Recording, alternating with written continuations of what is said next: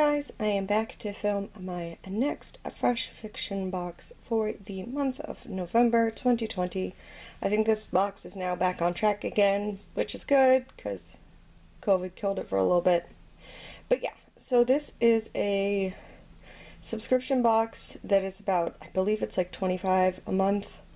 And you get like new releases in like, I guess, women's interested in reading. I'm not quite sure how to explain this.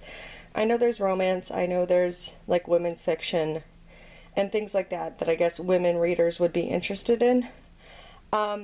It's funny because the first box, which was like their, oh sorry, COVID's like screwing things over so we have to do a little bit differently, is actually like my favorite box so far. The last one was fine, but it wasn't like anything that I was super like really interested in, and I need to let it out.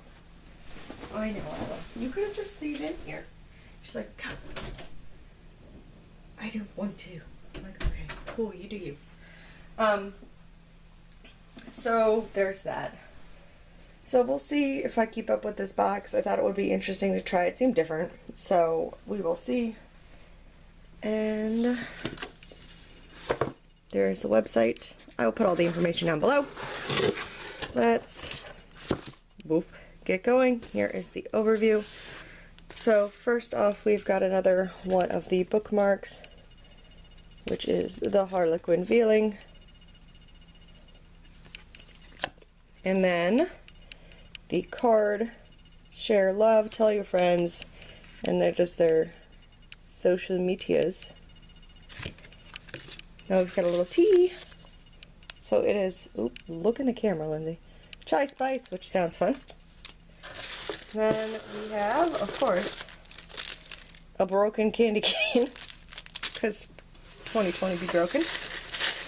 And I think there is a couple other. Oh, fine. Okay, now I'm a little more amused. Ooh, okay, I'm liking this a little better this time. Okay, so we also got a little biscotti and a not broken candy cane. Ooh, that like never happens. Okay, and there looks to be more books in here, which is exciting for me.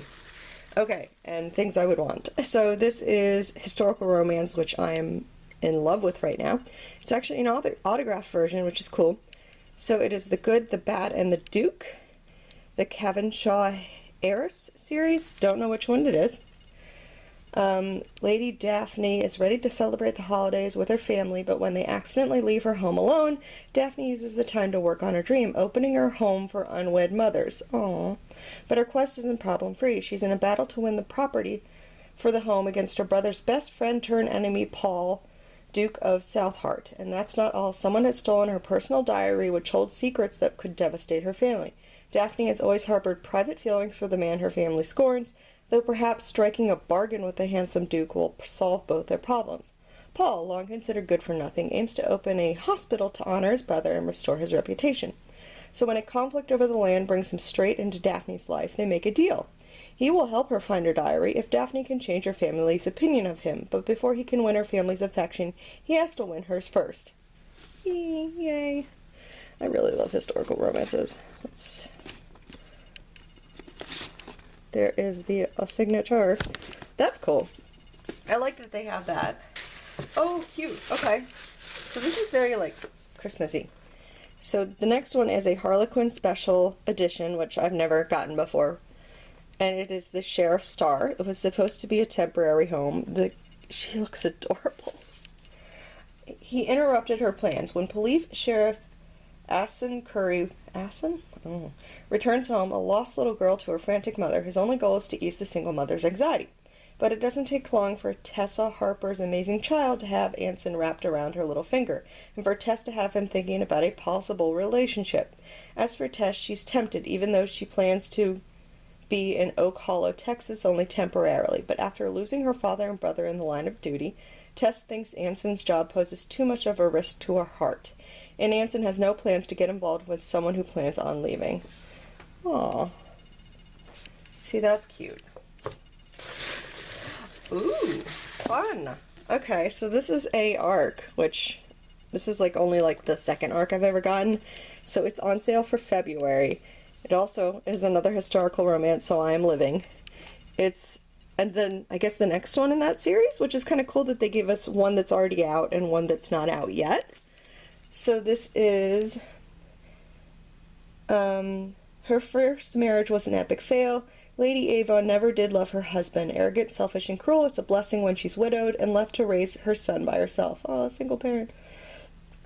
Finally, Avon can live freely and do the work she loves, helping fallen women become businesswomen. She lives these past 10 years with no desire to remarry. That is until Mr. Devon Ferris comes to town. Devon Ferris, the charming Viscar, reputed rake, and the brother of Avon's son's guardian, is reluctantly sent to town to keep tabs on Avon and her son. Devon wishes he didn't have to meddle in her affairs. He's not one to trot on a woman's independent nature and keen sense of conviction. But she'll have nothing to do with the Vicars?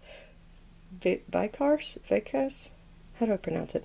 With a wild reputation, even though he's never given her heart and body to another. If only he could find a way to show Avon who he really is on the inside. A good true soul looking for its other half. Aww.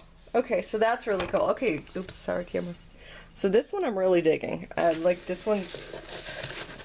really enjoy what they're doing with this one. And then the last one is The Key to Love. This might be women's fiction, I am not sure.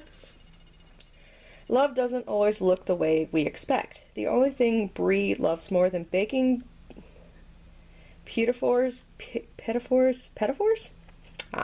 is romance, so much so that she's created her own version of the famous partisan love lock wall at the bakery where she works in Story, Kansas. She never expected a video involving the wall to go viral, or for Trek magazine to send travel writer Gerald to feature the bakery. He's definitely handsome, but Bria's been holding out for an epic love story like the one her parents had, and that certainly will not include the love-scorned Gerald.